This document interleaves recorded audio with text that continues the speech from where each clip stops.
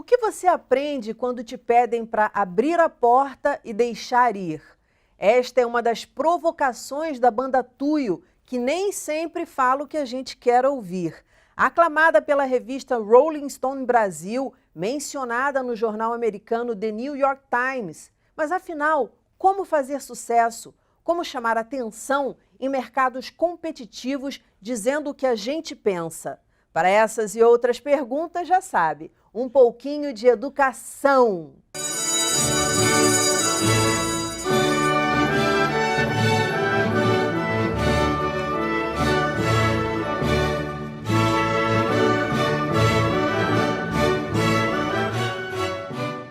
A banda Tuyo apresenta canções que mesclam indie rock com eletrônico e tendências rítmicas brasileiras. Eu vou conversar com uma das integrantes deste trio. Ela já trabalhou em um presídio, foi mediadora de leitura, a musicista Lio Soares. Muito bem-vinda, Lio, um prazer falar com você. E no iniciozinho eu comentei que vocês falam verdades que nem sempre a gente está preparado para escutar. E aí eu queria que você citasse algumas frases das suas músicas. Oi, Dani. Vou começar então pelas mais drásticas para dar uma credibilidade para sua informação, porque é a realidade. Vamos lá. Eu escrevi no disco mais recente que existem muitos deuses no mundo e todos eles têm raiva da gente de um jeito muito particular. Também escrevi que quando a gente se sente incomodado, o jeito mais fácil de resolver é pegar as coisas e ir embora. Também escrevi que no final das contas, a certeza que a gente tem, a única convicção é realmente a morte. Não é mole, né? Mas a gente tenta cantar com muita suavidade para entrar com carinho no coração. A dureza tem que ter uma ternura, né? Para não machucar Perfeito, tanto. perfeito. E como é que veio essa coragem? Porque você começar com uma banda efetivamente em 2012, não é isso? Eu sei que vocês estavam juntos antes, mas efetivamente em 2012, num mercado competitivo, falando coisas que nem sempre as pessoas querem ouvir. Como é que foi isso para vocês, né? Ter essa coragem, porque tem que ter uma coragem.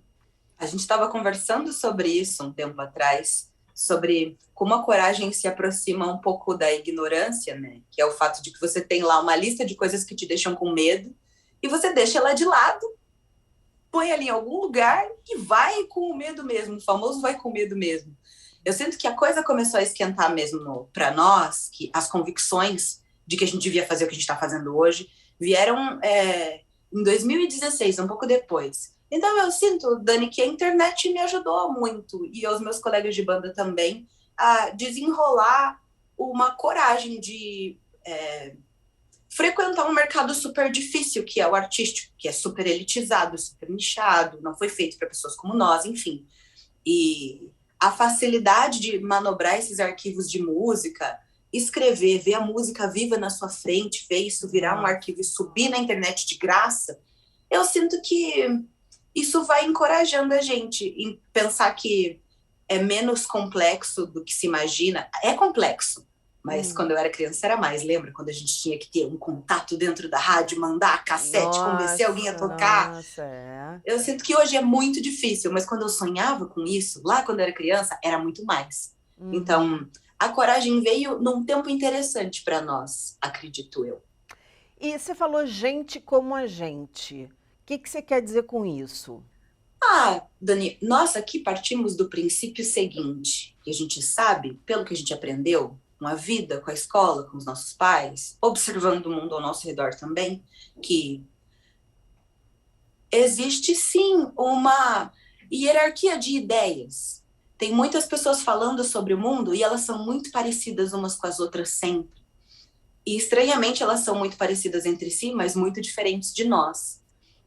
Elas nunca são pretas, elas raramente são mulheres, elas raramente são mulheres trans, pessoas que se diferenciam muito lá de quando a gente era criança. Eu já tô saudosa, de quando a gente era criança. Então eu sinto que quem estabelece muitos pensamentos a respeito da cultura, do que se pensa, de como se vive, não são as pessoas que vivem, são outras pessoas muito diferentes. Então, tô falando, claro, da população negra, sim, tô falando Uhum. dos corpos como os meus, que agora tem, acredito eu, muito que por conta da internet, de novas leituras, de novas pessoas dizendo suas outras perspectivas sobre o mundo, sobre como se viver, sei lá.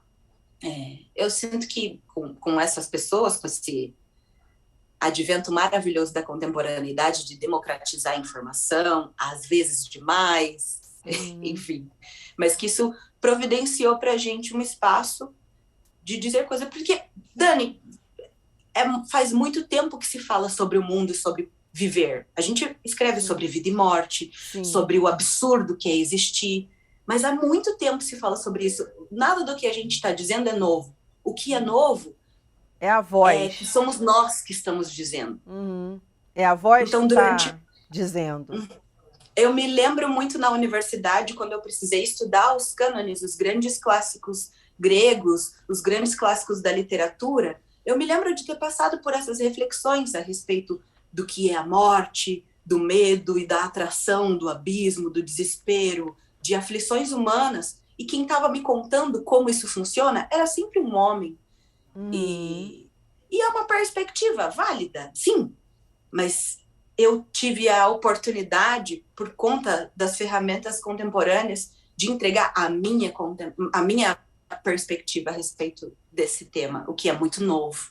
Não, eu achei muito legal. É válido, existe, está no mundo, mas vamos nós também falar, né? Nós também somos donas da história, nós também somos donos da história. Muito bacana isso. Como é que ficou a questão dos haters? Porque a gente fala de internet, quando a gente fala de pensamento muito autêntico, tem sempre gente para chegar lá, né, mais conservador e falar um monte de coisas. Vocês encararam muito isso? Você sabe que não? Talvez tenha muito a ver com o invólucro da mensagem. As mensagens são sempre muito duras, sim, mas a gente faz o possível para entregar elas com bastante delicadeza, muito carinho, muito cuidado. As sentenças são muito duras, mas a voz que conta é muito doce. Então eu sinto Uhum. que as portas sempre tiveram abertas para a gente. A gente nunca enfrentou nenhum caso sério de ódio gratuito na internet, mas a gente já assistiu muito dos nossos colegas passando por isso. E eu Uhum. acredito muito que vem justamente dessa. É muito fresco, né, Dani? É muito novo, é muito recente o poder de se dizer o que se pensa, antes de elaborar o que se pensa. Então, a Aham. pressa em dizer, a pressa em estabelecer uma opinião, às vezes vem antes de elaborar essa opinião. E eu sinto que a velocidade das coisas online é absurda, a gente não consegue acompanhar. Uhum. E tudo tem 5 segundos, 15 segundos, 10 segundos, tudo é muito rápido. E acho que a ideia do pessoal é que você diga logo o que se pensa, mesmo sem pensar. Então você não diz muito o que você pensa, porque Uhum. você não pensa, não dá tempo, né? Qual foi a Talvez venha daí. figura para você? Porque assim, para a gente dizer o que pensa, claro que você falou ali aí da população negra, trans, das mulheres. E pra gente, e isso foi represado durante muito tempo. O que dificulta para muitas pessoas essa libertação de voz, na voz. O que você acha que aconteceu na tua vida? Qual foi a lição de vida que você aprendeu na tua infância? Ou qual foi a figura que te inspirou a não ter esse medo, sabe? Poxa, agora eu posso, agora eu tenho espaço, agora está mais fácil, entre aspas, por conta das redes. Então, bora dizer o que a gente pensa. Quem foi que te inspirou? Qual lição de vida você traz para esse momento? Dani, eu sinto que a gente faz isso em todo lugar. Tem algum rio perigoso para você entrar, mas tem uma melhor amiga sua em quem você confia? Se ela entrou, você vai entrar também. Eu sinto que eu passei a vida observando quem é que tinha coragem de pôr o pé nesse rio antes de mim. Então, enquanto eu estava crescendo, eu vi a Alcione tendo coragem, eu observei a Elza Soares tendo coragem, observei minha mãe tendo coragem. Então, eram pouquíssimos episódios em que alguém se sentia corajosa. Mas quando isso acontecia, me marcava demais. Eu lembro de ter escutado, quando criança, a Rádio Universidade da minha cidade, lá em Londrina. E eu lembro da primeira vez que eu ouvi a voz da Ella Fitzgerald. Eu ainda Uau! não tinha internet em casa, fui até a Lan House, botei o nome dela na busca, nem tinha muito instrumento de busca, nem sei como eu descobri. E eu olhei uma foto dela e ela parecia muito com pessoas da minha família. Podia ser eu num futuro. E aí eu me senti corajosa, porque eu pensei nos enfrentamentos que ela teve, que foram muitos. Fui lá ler as biografias, saber as fofocas dos artistas, e entendi que os desafios foram enormes, gigantescos, mas ela estava lá e estava cantando, cantando para mim. E eu sinto que a coragem vem sim do exemplo. A gente fica esvaziando os termos quando a gente repete demais, tipo representatividade. Parece uma coisa que a gente dropa na internet aí, larga, porque é um termo que se usa muito, mas a ideia é que você tem para si um representante do seu próprio sonho. E eu sinto que esse momento de buscar por alguém que me represente tem gradativamente sido substituído por um outro que é o meu movimento, que é o da proporcionalidade. Agora eu quero que muitas de mim existam, para que outras nem precisem passar pelo desafio da coragem ou não coragem. Porque eu sinto que para muitos artistas que são homens, que são brancos, que têm coisas a dizer, talvez eles nem passem por esse momento. Ah, será que tenho coragem? Porque tá tudo posto, tá tudo tão facilitado. Sim, já há Existem tanto muitos deles há tempo, muitos né? séculos. Exato, E eu sinto séculos. que talvez eu esteja buscando o mesmo conforto para quem vem depois de mim. O conforto de não ter nenhum enfrentamento que não seja a própria poesia, sabe? Sei, Aí com eu sinto que certeza. o que me inspirou foi isso, foi a oportunidade de observar pessoas que tiveram coragem antes de mim e sobreviveram. E você está aqui exatamente para dar esse exemplo e falar das suas lições de vida. Como é que era na escola? Seus professores? Teve algum professor que te marcou? Você sofreu bullying? Como é que você agia diante disso? Como é que a tua família te orientava diante disso? Isso era falado? Eu faço parte de um não sei, uma categoria de pessoas negras que a gente.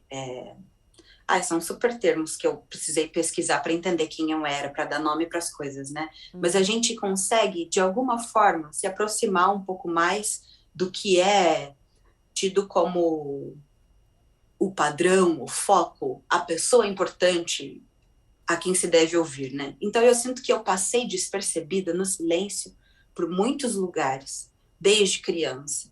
Eu me lembro muito do meu pai me ensinando que tudo pode ser roubado de mim. Eu me lembro dele falando isso, eu tinha uns 4 anos, nem entendia nada. Meu pai é todo filósofo, todo poeta, todo... Adoro uma frase de efeito. Tá Dani, explicado. o Natal é engraçado em família. Enfim.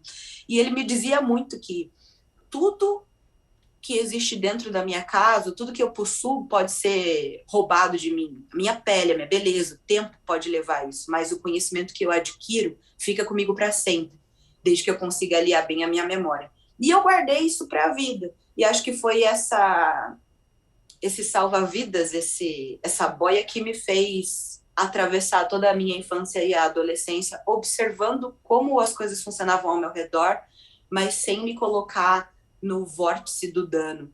Então, eu fui entender o que era a faceta mais violenta do racismo quando eu saí de Londrina, quando eu saí de casa, quando eu saí lá do núcleo dos meus pais e fui sozinha viver na capital, em Curitiba, que tem muitas coisas incríveis, é uma cidade belíssima, muito bem estruturada, mas que ainda tem um pensamento bastante neandertal, bastante mesozoico, bastante antigo a respeito das pessoas.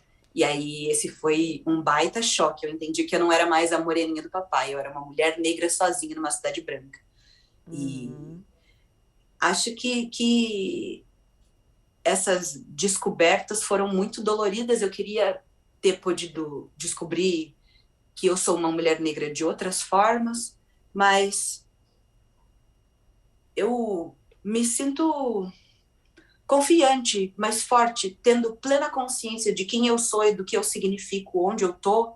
E isso faz com que eu viva melhor. Quanto mais consciência a gente tem de si, mais a gente desfruta do que é o existir, né? Nossa, Então, demais, com certeza. Até porque somos únicos, né? Então, quanto mais a gente descobre essa raridade dentro da gente, mais a gente brilha. E é por isso que vocês brilham tanto. Eu vi o clipe, um clipe de vocês impecável, maravilhoso. Eu falei, eu quero entrevistar essa banda.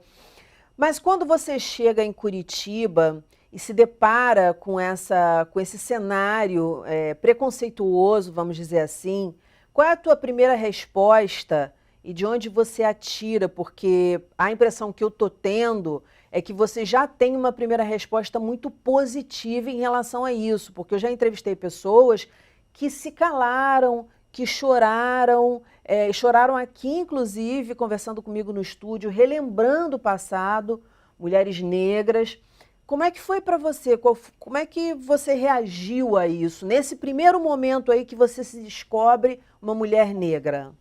Dani, vou te contar que eu tô com a terapia em dia, né? Tem isso também. E tô Mas guardada você aqui dentro estava de com a casa. terapia em dia na época? Nem sabia da importância dela naquele momento. Eu acho que o que me protege, Dani, é saber que eu tô próxima das minhas iguais. E aí, quando uma chora, tem um colo para deitar, o que é muito raro. A gente ter um colo para deitar. Quando se é mulher, quando se é negra, é sempre complicado. Quando se é qualquer coisa que não seja um grande homem branco dizendo coisas muito importantes, enfim, a caçada do colo para deitar é mais difícil. Mas o que eu sinto é que eu sinto muita raiva, tenho muito ódio, tenho muita indignação, e ela é a força motriz da minha criação. Ela não me destrói, não me consome quando eu consigo domar. Uhum. Ela me impulsiona para modificar. Eu lembro de uma grande pensadora contemporânea, que não vou lembrar o nome aqui agora, é a Rita. Maravilhosa. Depois eu te mando no PV o nome Tá. completo dela. Mas ela disse o seguinte: o sistema em que a gente vive tem muitas formas e a gente se adapta a elas, mas em algum momento o gostoso mesmo é deformar. Então eu me sinto desafiada. A raiva me empurra para deformar. A primeira vez que eu fui seguida no mercado, a primeira vez que eu fui seguida numa farmácia, pediram para olhar minha bolsa, a minha primeira vontade não era de chorar, sei lá, isso tem a ver também com a personalidade, né, sei lá. Eu fui E impulsionada a criação tentar. também, né? Acho que você teve uma criação tão poética. Quando a gente está mais ligada para a arte, a gente está mais sensível, mas a gente também está mais dentro, eu acho. Eu sinto também que todas as reações são válidas. O ódio, o silêncio, Uhum. às vezes a gente fica estático. Já passei por muitas situações em que eu não conseguia abrir minha boca. Fui demorar dias para entender o que tinha, o tipo de violência que tinha acontecido comigo. Coisas super recentes. Amizades que eu precisei dissolver, porque quando a gente vai se aprofundando um no outro, você percebe que às vezes a pessoa não quer abrir mão de como ela pensa. E como ela pensa prever coisas como a minha morte lá no final do pensamento, e ela não faz essa conta, enfim. São escolhas muito difíceis, as escolhas de libertar o seu próprio pensamento. Às vezes a gente se sente uma pessoa muito positiva, acha que pensa tudo correto, que está caminhando num bom lugar. Mas a gente faz algumas escolhas que são com base em coisas que são pré-estabelecidas lá atrás, mas que na ponta, lá no final, prevêem a minha morte. Lembro de ter entrado numa discussão com uma colega a respeito da abordagem policial em homens que estão com casaco de capuz. E aí a gente entrou numa grande discussão a respeito de que homens são esses. E a gente chegou juntas na conclusão de que esses homens são muito parecidos com o Gian, que toca na banda, que é um homem negro. E eu lembro dela apoiando esse tipo de abordagem, mesmo me amando muito, mesmo conhecendo o Gian muito bem. Então, no fim, a ponta do raciocínio dela previa a violência contra mim e contra ele. Ela não abriu mão desse pensamento. Depois abriu, a gente voltou a falar, deu tudo certo. Mas naquele momento, Entendi. foi muito difícil para ela conseguir fazer essa conta de onde o pensamento dela começa, que é numa regra de, eu preciso me sentir segura. E segura contra quem? Contra o quê? Contra mim? O que eu tenho de ameaça para oferecer? Por que eu morro mais? Por que eu sou lida como uma ameaça antes mesmo de eu ser conhecida, de eu ser uma pessoa? Então eu sinto que talvez, inclusive, essa coisa da poesia que a gente está falando aqui, nós duas, e é bem gostoso, tenha muito a ver com humanizar os corpos. Os corpos LGBTQIA+, os corpos gordos, os corpos de mulheres, os corpos negros, porque a gente fica passivo diante do massacre de muitas pessoas, porque a gente nem sempre lê elas como pessoas. Uhum, A gente lê elas como umas coisas menores do que pessoas. Então a gente se sim. compadece com uma mãe branca que perdeu um filho, mas a gente não se compadece com um monte de mortes que estão acontecendo. Não é porque a gente é mal, mas é porque existe uma prática, um estímulo da gente ler É essas crianças, estrutural, esses é. jovens. Exatamente. Então eu sinto que a poesia humaniza as pessoas, faz com que a gente tenha mais Tem, consciência dessas tem mortes. autocensura? E eu vou te perguntar isso até como escritora. Eu trabalho com educação e sempre, quando eu comecei a escrever, falavam assim, você tem que escolher um público. E o meu primeiro livro foi um infanto-juvenil, que hoje eu nem chamo de infanto-juvenil, nem acho que seja infanto-juvenil. Porque eu falava assim, é infanto-juvenil, mas interessa aos adultos. Então, assim, eu nem digo mais que é infanto-juvenil. Mas eu vou te confessar que ficava uma coisa assim, quando eu comecei, pô, eu quero escrever isso porque eu sou isso, mas será que eu devo escrever isso porque eu cumpro esses e esses e esses papéis na sociedade? Claro que com você é um pouco diferente, né? Porque você não trabalha com essa parte, etc e tal. Mas eu acho que a sensação é a mesma. No sentido de, muitas vezes, será que você falou da tua amiga? Será que fulana está pensando porque eu estou escrevendo para ela, porque eu tive aquela discussão e não sei o que, não sei o que lá? Será que não sei o que? Tô vendo que tu tá rindo aí, já passou por isso. Como é que é isso? E quando rola isso, a gente não pode nem deixar de chamar de uma certa censura, porque você deu aquela parada e pensou. Como é que rola para você contornar isso, ou você não contorna? Porque vocês falam o que vocês pensam. E falar o que a gente pensa tem um preço, mesmo que seja doce. E principalmente para as pessoas que estão ao nosso redor, que cobram da gente certos papéis sociais que a gente desempenha. Ou sejam eles emocionais na vida delas. Como é que rola isso para vocês na hora de compor? A gente não censura, não, Dani. A gente fala o que dá na cabeça. E eu sinto que tem um jeito da gente conseguir falar o que se pensa, sem parecer que a gente está dando indireta para todo mundo Ai, que que é já um machucou a gente de saco, né? alguma forma. É muito difícil fazer essas manobras, mas o que a gente faz é o seguinte: acontece um episódio, né? Geralmente as músicas saem daí.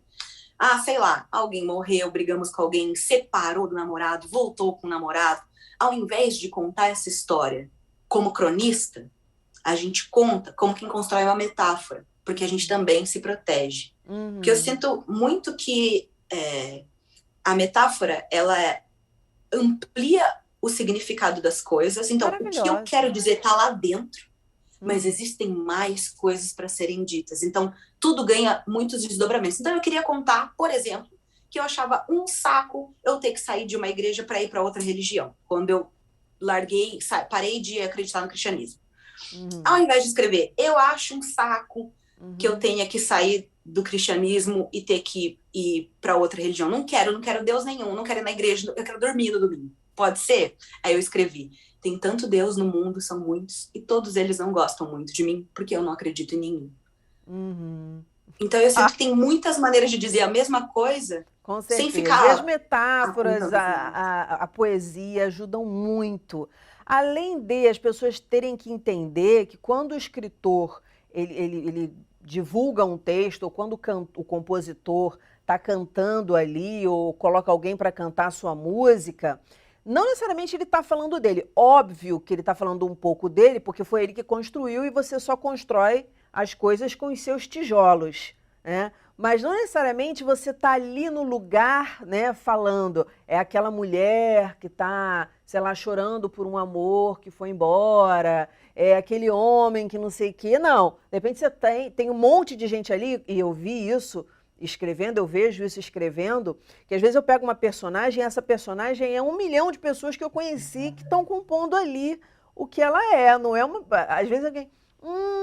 Isso aqui é parecido comigo. Não, mas isso não tem nada a ver comigo, porque isso já é outra coisa, né? Contador de história tem isso, e compositor também tem isso.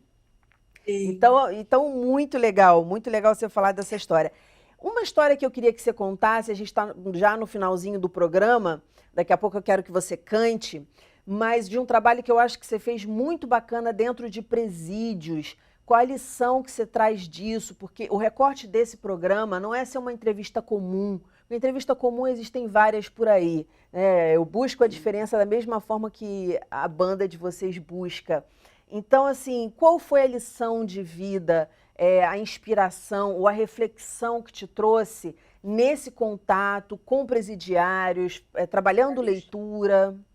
Dani, eu sou uma cantora que vem da literatura, né? Trabalhei muitos anos em bibliotecas públicas, cujo objetivo era incentivar a leitura de ficção. A gente só tinha livros de ficção. Conto, crônica, poema, romance, poesia. E quando eu fui designada para trabalhar com outras colegas nesse presídio, fiquei bastante entusiasmada, porque o objetivo master do projeto era justamente chegar em lugares em que essa tecnologia do livro de ficção ainda não tinha ganho muita popularidade, que é basicamente qualquer lugar por aí, né? Enfim, tá difícil pra gente. Mas eu me lembro muito de ter pensado, o meu primeiro pensamento foi entender que a humanidade realmente tinha falido, que a gente era um câncer, enfim, fiquei bastante deprimida. Acho que por conta das condições em que as pessoas estavam ali, acho que a gente fala muitas coisas na internet e nos papos com a família, porque a gente nunca viu, nunca pôs os olhos. E aí, quando a realidade fica distante, ela vai se achatando até virar uma folhinha de papel. E eu sinto que quando a gente teve a chance de entrar naquele universo e observar o que a gente faz com quem quebra alguma regra social que nenhum de nós sabe nem como e nem por que foi estabelecida, enfim, conversa para outro dia. Foi assombroso. Mas depois, observar o milagre que a leitura de ficção, seja ela na música, no conto, no cinema, no teatro, ser estimulado a assimilar uma outra realidade que não a sua, nem que seja no livro, o milagre que isso faz na hora de humanizar as pessoas, de devolver para elas a habilidade que é a mais legal de existir, que é de sonhar. Sonhar, de deitar e dormir, ter os sonhos mais mirabolantes, e também de desejar coisas, de construir uma trajetória na sua cabeça, nem que seja para você mudar depois. Eu sinto que o encarceramento, ele é o impedimento de ir e vir, mas ele é o impedimento de ir e vir aqui também. Devolver para aquelas pessoas a oportunidade de perspectiva. Que não deveria ser, porque a ideia é ressocializar. Né? Você sabe, eu e não você sabemos torturar, que é a última ressocializar. Coisa. A gente sabe que a justiça está bem baseada na vingança, né? No desejo de vingança. Também é um papo complexo para outro momento. Sim, mas eu sinto que quando a gente escuta uma música, quando a gente lê um livro, a gente é estimulado a se colocar no lugar. Porque toda vez que eu falo, eu vejo que tem tanto Deus no mundo que tem raiva de mim, eu tô cantando. Quando você dá o play em casa, você também canta em primeira pessoa. Então você se torna eu, sei lá, tem um espelho na sua frente. Nunca é sobre mim, é sempre sobre o outro. Sim. É você ter a chance de viver um sonho. Eu lembro da gente ter lido 100 Anos de Solidão. Eu lembro da gente ter lido A Invenção de Morel. Eu lembro da gente ter lido tantas coisas incríveis. Você levou essa galera assim para muito fora dali, daquele ambiente hostil, enfim. Dani, era fantástico. Nossa, aí, imagino. Olha só, a gente está no finalzinho do programa e agora eu vou querer que vocês cantem. Tem uma galera aí com você está sozinha, vai cantar a capela. Como é que vai ser para finalizar aqui o nosso programa? Tem tanto Deus no mundo e cada um tem raiva de mim de um jeito particular. Tem tanto Deus no mundo e cada um tem raiva de mim de um jeito particular. Quem quiser ouvir mais agora vai procurar o meu disco. Aonde? Aonde? Fala aí. Em todas as plataformas. YouTube, Só Spotify, procurar Banda Deezer, Tuyo, já achou vocês. Banda Tuyo, exatamente. Você vai achar tudo sobre nós. Meu amor, um beijo, sucesso, parabéns pela coragem e volta pra gente conversar mais, hein? Tem muita coisa aí pra gente conversar ainda. Tchau, tchau. Um beijo. Fica aí que eu volto. O nosso programa fica por aqui. Na segunda-feira que vem tem muito mais às 9 horas da noite. Educação, se você não se envolver, não cola. Saúde, saúde, saúde e até lá!